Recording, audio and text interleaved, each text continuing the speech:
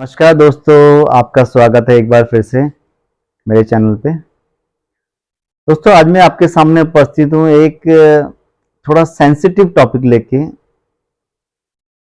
Topic है हमारे adolescence का।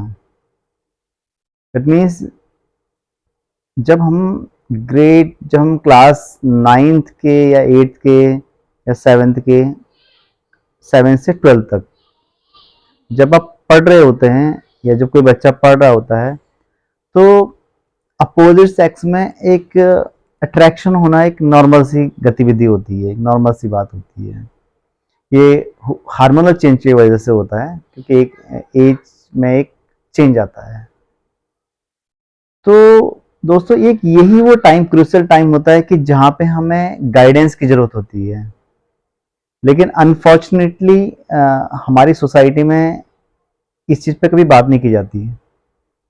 और वहीं इसी वजह से जो उस समय की जो यूथ होती है, जो इस एज के दायरे में आती है, वो कहीं न कहीं अपने रास्ते से भटक जाती है, क्योंकि उससे गाइडेंस नहीं मिलती, या उस एज के या हार्मोन्स जो होते हैं उसके इन्फ्लुएंस में आके वो कहीं न कहीं अपना रास्ता भटक जाता है और वो डिस्ट्रैक्शन क्रिएट हो जाता है।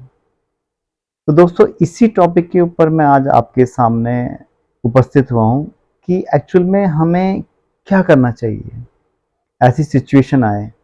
क्या हमें उस सिचुएशन के साथ खुद को ले जाना है, या हमें उस सिचुएशन से खुद को बाहर लाना है, और अगर बाहर लाना है तो कैसे लेके आना है। तो पहले तो हम ये जानेंगे कि क्या हमारे लिए गुड है, क्या हमारे लिए अच्छा है। और ये आप अभी नहीं समझ, अगर आप उस एज से गुजर रहे हैं तो आप नहीं समझ सकते, क्योंकि उस समय ये चीज़ें अच्छी लगती हैं, इन्फ्लुएंस होना हमें अच्छा लगता है ना। अपोजिट जो, अगर मेल है तो फीमेल की तरफ अट्रैक्ट होगा, और फीमेल है तो मेल की तरफ अट्रैक्ट होती है। तो वो समय में अच्छा लगता है, लेकिन कहीं ना कहीं जाके वो आपका करियर को खराब करता है। जितनी आपकी प्रोग्रेस होनी चाहिए उसको वो रोकता है। तो पहली बात तो ये कि किसी के लिए क्या चीज़ इंपॉर्टेंट है, क्योंकि अब अगर आप सोशल मीडिया की बात करें तो आपको कहीं मिल जाएंगे कि भाई ये आज की ज़िंदगी हमें एक ही बार मिली है, हमें सब कुछ इसी ज़िंदगी में करना है। लेकिन अगर आप उस चीज़ को और गौर से देखो तो ज़िंदगी हमारी ये नहीं कि इन्हीं चीज़ों को लेके हमारी ज़िंदगी फुलफिल हो जाती है, कंप्लीट हो जाती है। ऐसा बिल्कुल नहीं है। एक बार आप लाइफ में सेटल हो गए, एक बार आपका करियर अच्छी जगह पे सेटल हो गया, तो आप ज़िंदगी के सारे चीज़ें आप एंजॉय कर सकते हो। लेकिन इन सब की वजह से 99% ऐसा होता है कि करियर बर्बाद हो जाता है, चाहे वो लड़का हो चाहे वो लड़की हो। पहले हम कहते थे कि हाँ, लड़कों के लिए करियर बहुत इंपॉर्टेंट चीज़ होती है, लेकिन नहीं। अगर हम आज की करंट सिनेरियो की बात करें तो चाहे लड़का हो चाहे लड़की हो, दोनों के लिए करियर बहुत इंपॉर्टेंट रोल प्ले करता है, क्योंकि आजकल वुमेन्स भी इंडिपेंडेंट हो गई हैं, है ना। और होना चाहिए, इंडिपेंडेंट होना चाहिए। आपने देखा भी होगा कि जिस फैमिली में अगर हस्बैंड वाइफ दोनों अर्निंग करते हैं, दोनों जॉब करते हैं, तो आई थिंक वो अपनी लाइफ स्टाइल को अच्छा मेंटेन कर पाते हैं।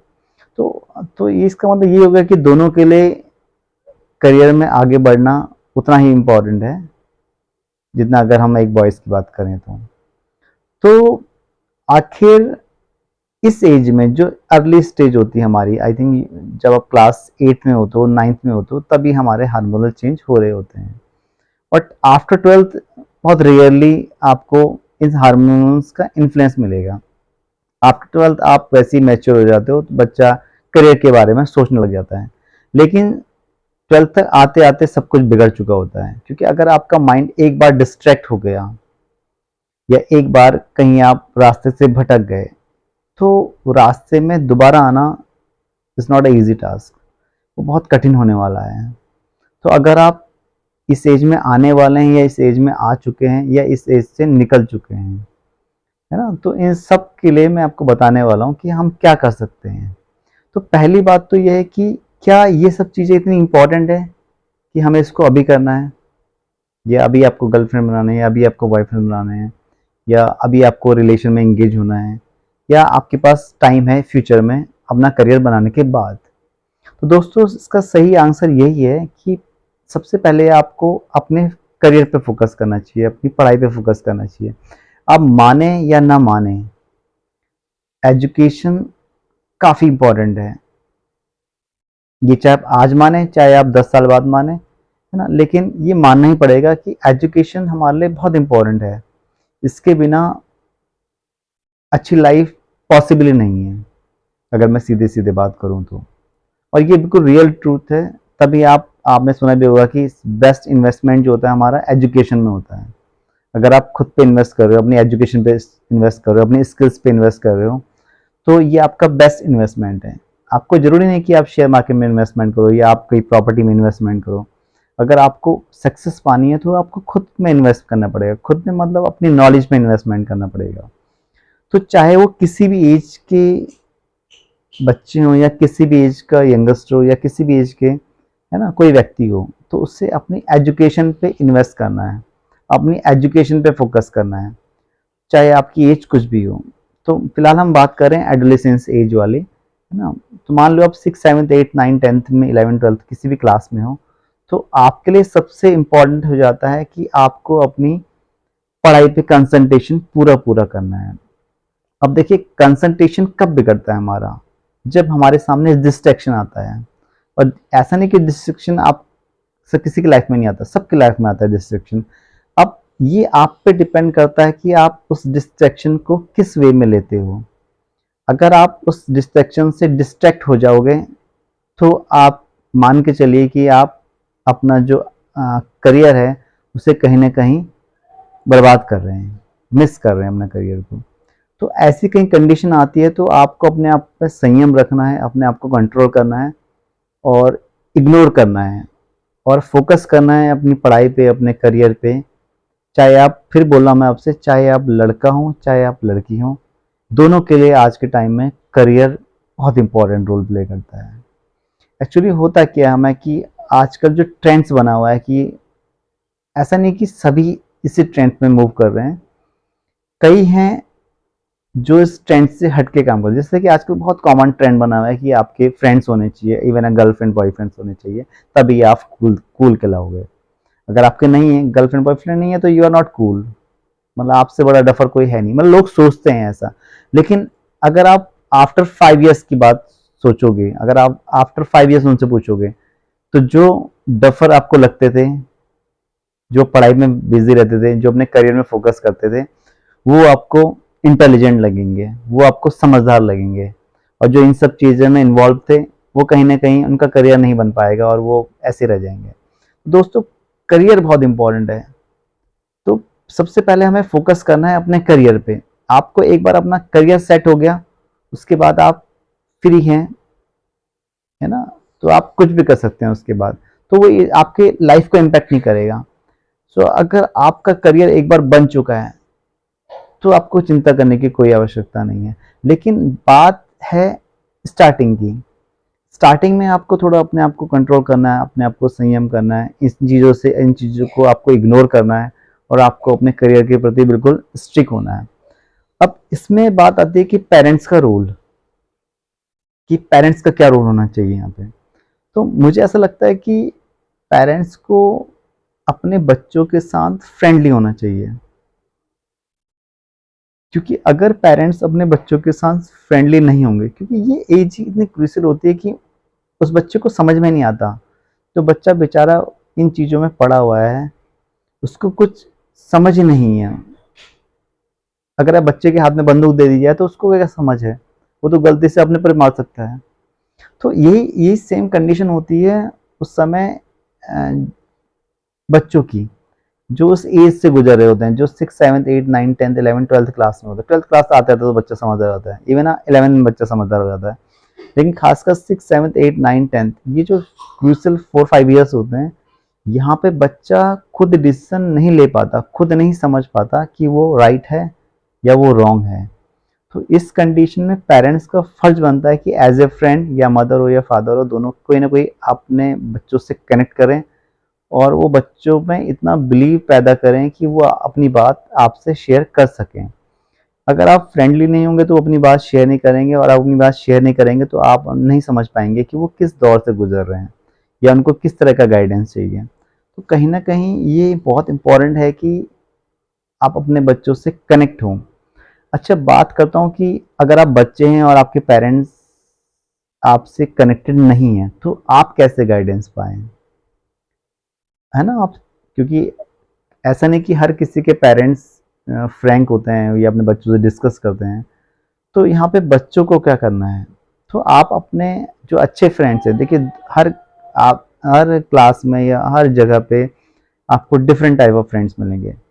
कुछ आपको रॉन्ग डायरेक्शन में ले जाने की कोशिश करेंगे, लेकिन कुछ आपके फ्रेंड्स ऐसे होंगे जो आपको राइट डायरेक्शन में ले जाएंगे। आपसे बोलेंगे नहीं ये चीज़ गलत है, अभी आप पढ़ाई फोकस करो, अभी आप करियर फोकस करो, है ना?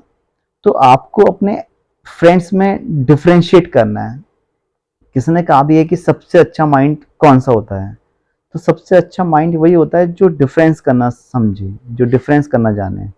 तो आपको वहाँ पे डिफरेंस करना है कि कौन आपके अच्छे फ्रेंड है और कौन आपके अच्छे फ्रेंड नहीं है। देखो, अच्छे फ्रेंड नहीं होने का मतलब ये नहीं कि जो बुरी संगत में वो बुरे फ्रेंड है। एक्चुअली वो बुरे इन द सेंस इसलिए हो गए हैं क्योंकि उनको भी सही डायरेक्शन नहीं मिली। तो लेकिन आपको फिर भी अपने फ्रेंड्स में डिफरेंशिएट करना ही पड़ेगा अगर आपको अपनी लाइफ में सक्सेस पानी है और अपनी आगे की लाइफ अच्छी करनी है। तो आपको जो अच्छे फ्रेंड्स हैं जो आपको इस डायरेक्शन में जाने से रोक रहे हैं, तो आप समझ जाएंगे कि हाँ वो फ्रेंड्स अच्छे हैं। वो फ्रेंड्स अच्छे नहीं है कि जो 24 घंटे आपके साथ रहते हैं या जो आपको इस तरह की बातें करते हैं, है ना? क्योंकि अच्छे रास्ते में लाने वाले फ्रेंड्स एक आध ही होंगे, लेकिन गलत डायरेक्शन में जाने वाले भीड़ मिलेगी आपको।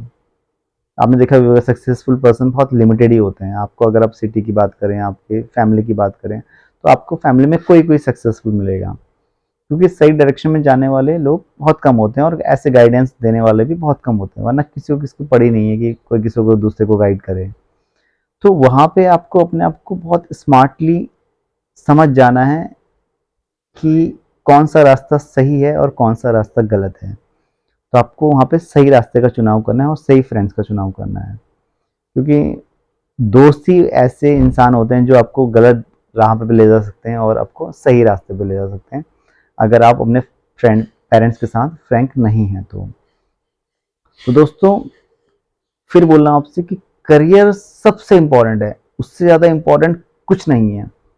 आप नेक्स्ट 5 ईयर्स की बात करोगे, नेक्स्ट 7 ईयर्स की बात करोगे, नेक्स्ट 10 ईयर्स की बात करोगे, तो आपके फ्रेंड्स आपसे ये नहीं पूछने वाले हैं कि आपकी गर्लफ्रेंड कितनी है, बॉयफ्रेंड्स कितने हैं, है ना? तो आपसे यही पूछेंगे कि आप कमाते कितना हो, आप करियर में क्या कर रहे हो, या आपके रिलेटिव्स हैं वो भी आपसे यही सवाल पूछेंगे कि बेटा कर क्या रहे हो, या आपके फ्रेंड्स हैं तो वही बोलेंगे और क्या कर रहा है, क्या कर रही हो, है ना? तो इसलिए ये बहुत इंपॉर्टेंट है कि ये चीज़ आप स्टार्टिंग में जान जाओ।